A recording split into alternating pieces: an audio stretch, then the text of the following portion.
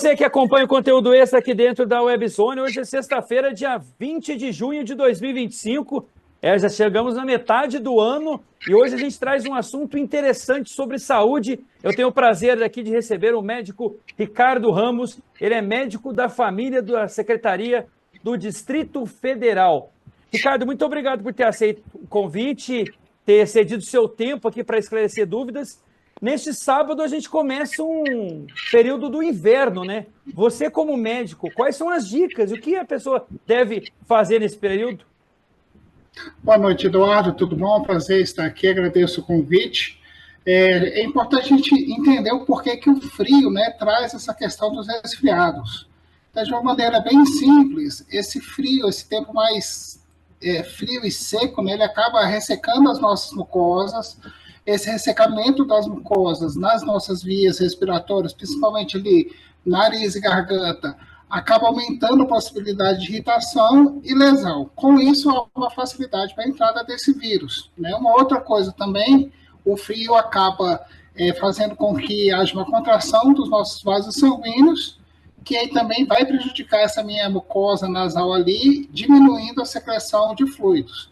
Então, por isso que quando começa essa época do frio, a gente tende a ter mais resfriados e mais gripes, né? Então, o que a gente pode estar fazendo para se proteger contra isso daí, né? Ingestão de água, né? Aumentar aí a hidratação, principalmente, água, sucos ricos em vitamina C, porque vai estar ajudando minha imunidade. E qual que é a correlação? Como eu falei ali, esse tempo seco e frio vai ressecar as minhas mucosas, e aí com isso, se eu começar a consumir mais água, mais líquidos, eu tenho uma facilidade para gerar os fluidos que vão ser necessários, digamos, para uma eliminação natural desse vírus, né? Além disso, tentar ter uma alimentação mais equilibrada, mais balanceada, usar roupas de preferência, roupas aí que favoreçam manter minha temperatura corporal. Se eu tiver em ambientes com muitas pessoas, tentar ambientes que sejam mais refrigerados, que eu tenha uma maior ventilação. Às vezes, o uso da máscara pode ser um importante protetor aí para estar evitando de eu pegar essa gripe, né? E principalmente, e aí vai reforçar, já começou no Brasil inteiro, a vacinação contra a gripe, né? Por que a vacinação é importante? A vacinação, na realidade, aqui no Brasil, o SUS disponibiliza a vacina tetravalente, que vai proteger contra os 2 vírus da influenza A e um vírus da influenza B, um tipo de vírus. Mas por que essa vacinação tem que ser anual? Todo ano tem que tomar a vacina contra a gripe, justamente porque essa vacina da gripe, ela me dá uma proteção temporária, e a OMS, ao longo do ano, ela vai investigando quais são os vírus que estão mais recorrentes. O vírus, como a gente sabe, ele sofre mutações, então por isso que a cada ano a gente tem que fazer essa vacinação. Ainda é a forma mais eficaz da gente prevenir contra a gripe. Ricardo, uma outra dúvida que o pessoal fica, questão de exercício físico. Você recomenda fazer mesmo no inverno? Porque muita gente se prepara só quando está no verão, né? Na primavera, mas ainda é importante a gente manter a atividade física. Com certeza, né? Até mesmo porque os estudos mostram que a atividade física ela favorece o meu sistema imunológico. Então, quem já faz deve continuar fazendo, né?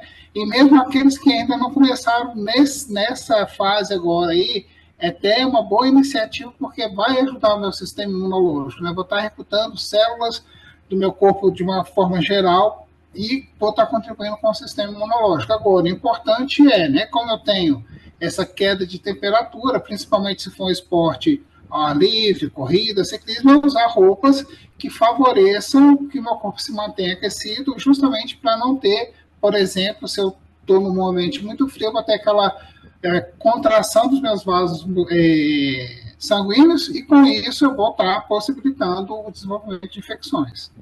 Ninguém quer ficar doente, mas se caso acontecer, o que o pessoal deve procurar? Um posto de saúde, um atendimento médico? Se for uma gripe, uma alergia, como é que é o procedimento, doutor? Certo, vamos lá. É importante a gente diferenciar 2 estados que parecem ser a mesma coisa, mas não são. Eu tenho resfriado e eu tenho a gripe.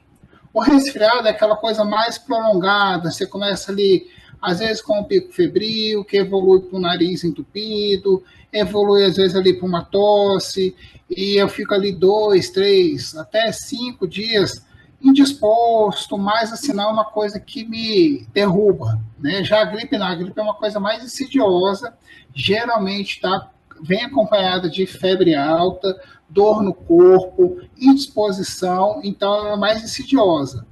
Então, o que mais preocupa nessa época é justamente a questão da gripe, né? Porque ela pode me levar a complicações, e aí tem o que a gente chama de síndrome respiratória aguda grave, né? Que nessa época acontece muito, principalmente em crianças. Então, se eu comecei com um quadro que está arrastando até 2, 3 dias, eu posso ali estar tentando aumentar a minha hidratação, tentando melhorar a minha alimentação, dormindo bem. Agora, se não, foi uma coisa mais abrupta. Eu acordei hoje já com aquela febre de 38 ou 39 graus, estou com uma dificuldade para respirar, estou com muita dor no corpo. Aí, nesses casos, é recomendado a gente procurar inicialmente, né, aqui no Distrito Federal, por exemplo, as UBS são a porta de entrada do sistema, né? Então, inicialmente, procurar uma UBS para se passar por uma avaliação. E agora, mais vamos supor, principalmente criança, né? Nossa, eu notei que meu filho acordou com febre, estou vendo que ele está com uma dificuldade para respirar, eu estou vendo que ele está fazendo um esforço respiratório. Algumas pessoas têm oxímetro em casa, mas saturação, né? Que seria a concentração de oxigênio no sangue. Está abaixo ali de 94%, aí nesses casos já deve procurar um pronto atendimento, são as UPAs, ou então um pronto-socorro no hospital mesmo. Qual é a sua avaliação para este inverno? O que o pessoal pode fazer para não acontecer como aconteceu há 5 anos atrás, né? Que a gente teve a questão da Covid, uma pandemia. O que pode ser de dica, além do que o senhor passou no início do nosso programa? O Covid pegou todo mundo de surpresa, né? Foi uma infecção que, naquela época, a gente não sabia como lidar com a Covid. Então, hoje, 5 anos depois, a Covid continua aí, né? Então, a gente atende, às vezes, 2, 3 casos por semana de Covid. Então, o importante é prevenção. A principal medida de prevenção, hoje, ainda é a vacinação. Então, é importante. Alguns estados já ampliaram a faixa etária, mas geralmente a campanha inicial de vacinação ali são para crianças, gestantes, idosos e pessoas, às vezes, que são imunocomprometidas, né? Mas em alguns estados, por exemplo, aqui no DF já se ampliou essa faixa de vacinação.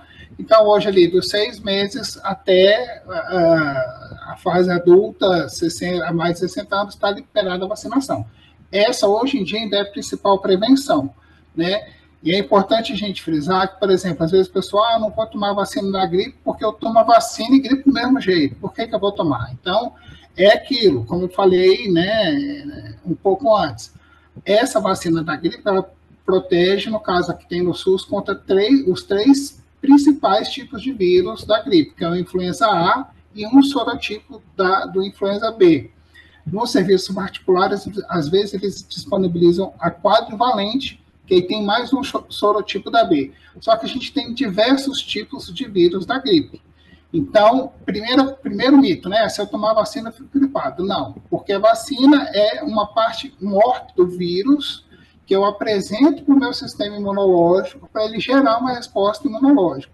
Isso daí, em média, demora 15 dias. Então, a pessoa que tomou a vacina da gripe, por exemplo, hoje, se amanhã ou depois ela aparecer com algum sintoma, e aí geralmente vai ser mais um sintoma de resfriado, uma coriza, uma febre, não foi por conta da vacina, porque ela já ia desenvolver de qualquer forma o resfriado ali, né? O segundo ponto é em casa, a gente tende, principalmente porque está frio, né? Deixar a janela fechada, diminua a circulação de vento no ambiente, circulação de ar. Isso pode possibilitar o aparecimento e desenvolvimento de vírus e bactérias. Então, tentar deixar os ambientes arejados, evitar ambientes com muitas pessoas, porque geralmente está frio e tem muita pessoa. Fecham-se as janelas e aí fica todo mundo aglutinado ali. A probabilidade de eu ter uma proliferação do vírus ali é maior, né?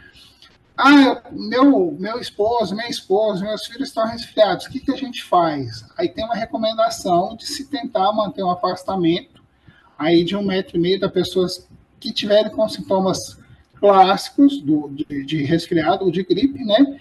E aí, no caso, em não sendo possível manter esse afastamento, principalmente ali da mãe que amamenta ou da mãe que tem que cuidar dos filhos, usar a máscara, não como uma forma de, eu vou usar a máscara para não me contaminar, mas se eu estou gripado, é principalmente para evitar com que eu transmita esse vírus para outras pessoas, né? Outro gesto simples, o lavar as mãos, né? Porque a transmissão da gripe, pode ser por gotícula, então se eu estou aqui, espirro ou tosso, sem me proteger, sem colocar, e aí a gente, às vezes, geralmente, na nossa infância, foi ensinada, espirrou, tossiu, coloca a mão na boca, né? E a gente, hoje em dia, já não recomenda mais. O ideal é quando a pessoa for tossir ou espirrar, ela usar essa parte interna do braço para evitar a propagação das gotículas, porque na mão você espirrou, protegeu. Se você não tiver um álcool gel ali para limpar ou não tiver uma pia para limpar, você vai acabar transmitindo, às vezes, no aperto de mão ou no compartilhar, às vezes, de utensílios, que também é uma outra coisa, né? Então, nesses períodos, assim, evitar compartilhar copos, garfos, talheres dentro de casa, lógico, né?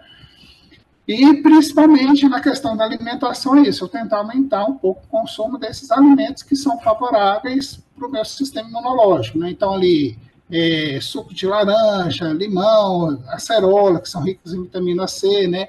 Às vezes, comer um ou outro alimento que tem uma maior concentração de vitamina D também, que vai estar ajudando aí no meu sistema imunológico.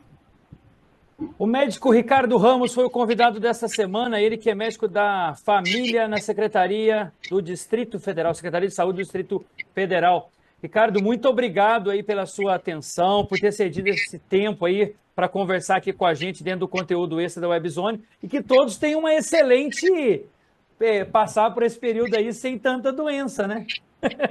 Eu agradeço mais uma vez, Eduardo, o convite, né? E é aquilo, são medidas simples que a gente pode estar tomando para evitar de se contaminar e de também propagar o vírus aí da gripe. Obrigado pelo convite e estamos à disposição aí para futuras conversas sobre saúde. Quer deixar suas redes sociais, o pessoal acompanhar o seu trabalho? Meu Instagram é Ricardo Ramos MFC. Tá certo. A todos uma excelente semana. Essas foram as dicas do médico Ricardo Ramos. Até a próxima sexta-feira e fique em paz. Até.